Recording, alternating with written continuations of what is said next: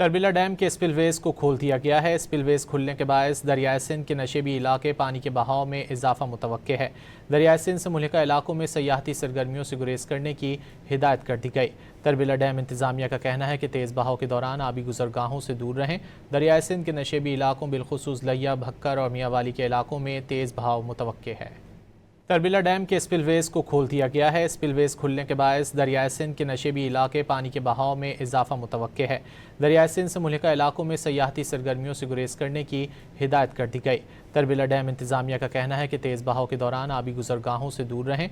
दरियाए सिंध के नशेबी इलाकों बिलखुसूस लिया, भक्कर और मियाँवाली के इलाकों में तेज़ बहाव मुतवक्के है। तरबिला डैम के स्पिलवेज को खोल दिया गया है। स्पिलवेज खुलने के बायस दरियाए सिंध के नशेबी इलाके पानी के बहाव में इजाफा मुतवक्के है। दरियाए सिंध से मुल्हिका इलाकों में सयाहती सरगर्मियों से गुरेज करने की हिदायत कर दी गई। तरबिला डैम इंतजामिया का कहना है कि तेज़ बहाव के दौरान आबी गुजरगाहों से दूर रहें। दरियाए सिंध के नशेबी इलाकों बिलखुसूस लिया, भक्कर और मियाँवाली के इलाकों में तेज़ बहाव मुतवक्के है।